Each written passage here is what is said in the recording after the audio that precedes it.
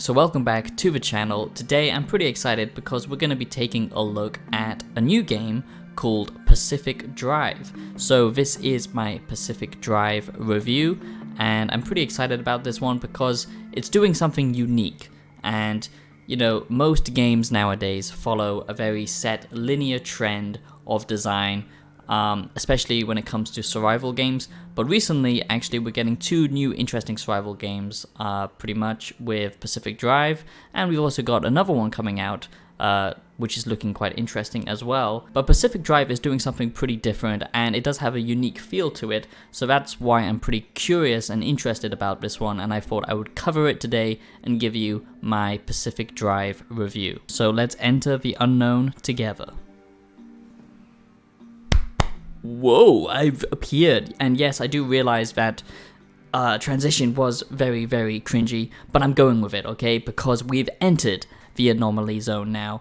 And let's just dive into this Pacific Drive review. And if you are new, do consider subscribing because it only takes you 2 seconds of your time, literally 2 seconds of your time, and it really does mean a lot to me. A lot of people enjoyed the last one, the one looking at Skull and Bones. Consider showing your support by dropping a thanks or a donation because that really means a lot to me as an independent creator, and we're just getting so close to 10k, and that would be so awesome. So become a wise one, join this community. I really love it when I see you guys comment, and maybe consider checking out my music on Spotify because it's actually pretty good, but you know, you might not have heard about it, but you should go check it out. 7. I don't even look up at the sky anymore. 6. Was she a myth, martyr, or monster? 5. Nothing had more potential than limb technology. 4. And look what it did to the Olympic Peninsula. 3. 2. 1. So now let's switch gears and go into fully turbo mode and get straight into this. The name's Max Steel. Going turbo.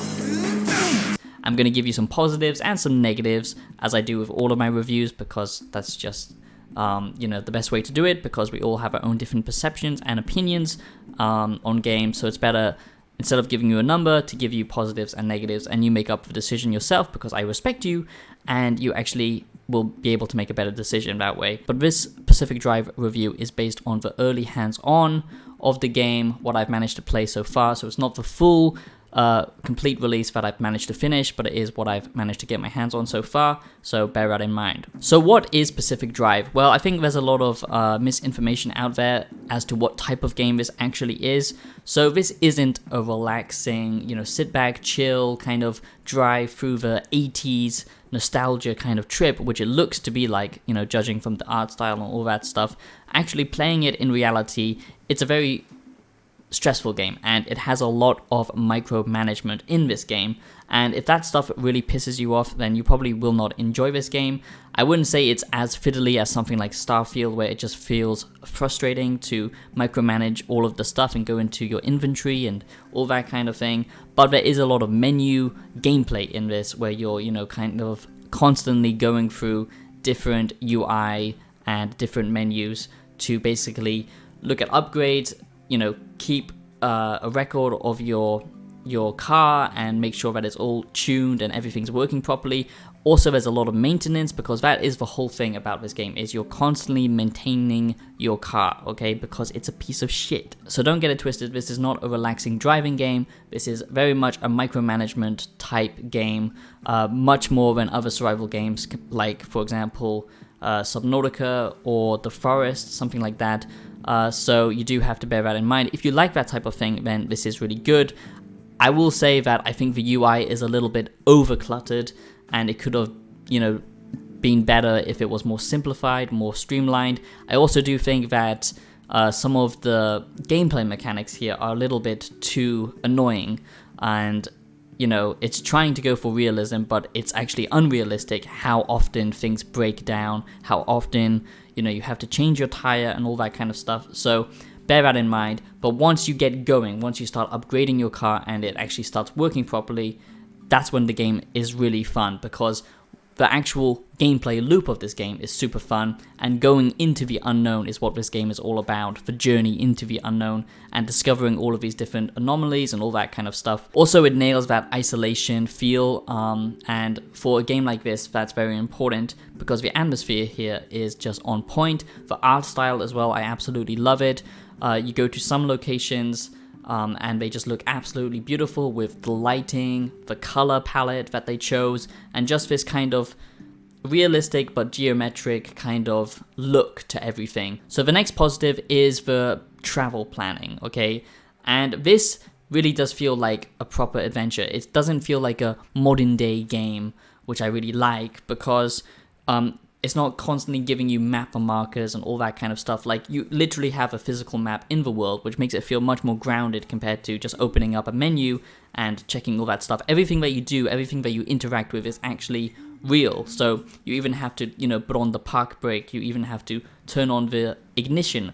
Small stuff like that, but it makes the game feel much more immersive, similar to better games, older games that we used to get, like Far Cry 2 and stuff like that. I just wish they did it in a more organic way without relying too much on UI and stuff like that. But for the most part, it's really nice. And planning your route is super rewarding in this game because, you actually choose where you want to go. Each junction that you find and plan to go to will have their own unique modifiers. And this inherently is what keeps it feeling fresh so far from what I've managed to see and play, because each junction will have its own different, variables. So, for example, one might be a radioactive storm, one might have more electrical interference, others will have like these weird machines that will pull you off road, or you might get these like random spikes in the road. Lots of different things can happen, and basically going into these different junctions, okay, you will get better rewards, more materials and stuff like that, depending on the junction that you go to, but you're planning your destination, which makes it feel much more, like it's up to you and it's your adventure. One small negative I will have to say is the on-foot gameplay is pretty boring from what I've seen, okay, and that's a big disappointment because you will be, on foot looking for supplies a lot in this game, but sadly there's not much to find, okay? You will just find spare parts, maybe a spare wheel or a spare, part for your car and stuff like that, but for the most part it's not that interesting. And when you're on foot, nothing much interesting happens. You can't really engage as much. There's no real combat mechanics involved.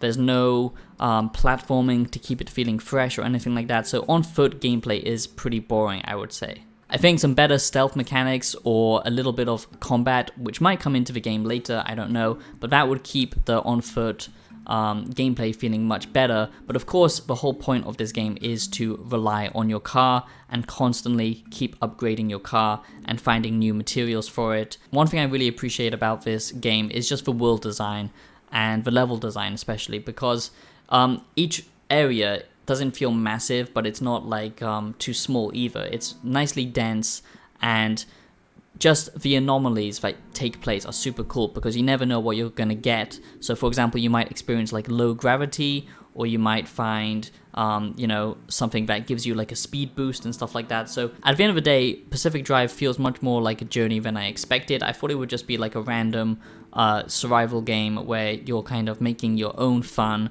but actually there is a strong narrative here, and the looting and crafting, stuff like that, does feel a little bit,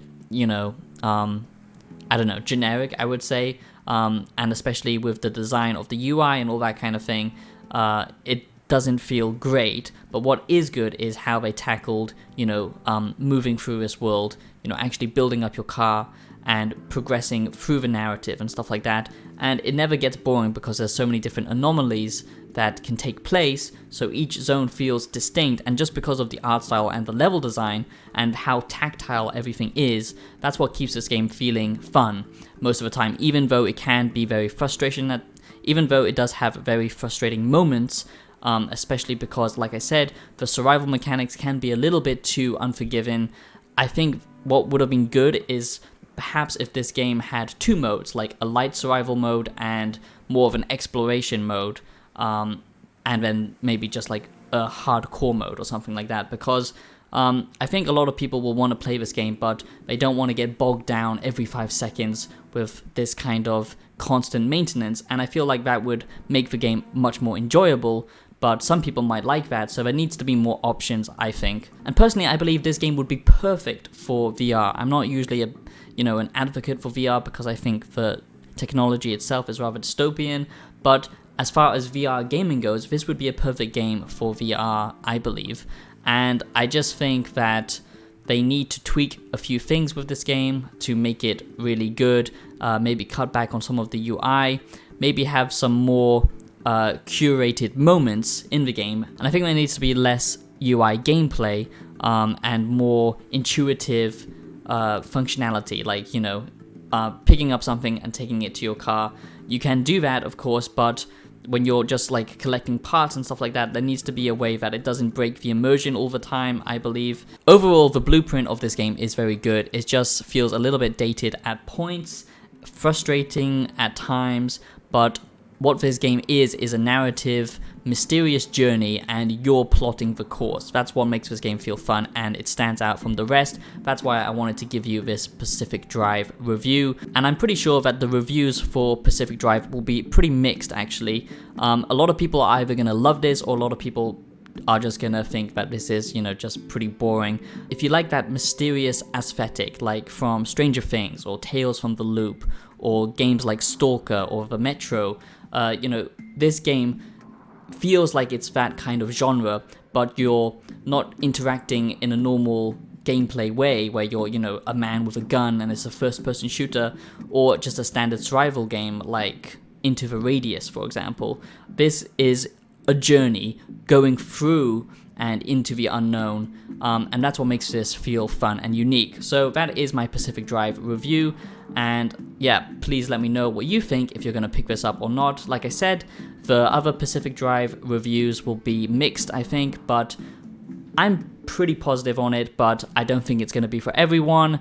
But this is what I'm happy to see, because finally we're getting some innovation, some creativity back in gaming. AA games are getting more attention these days compared to the AAA.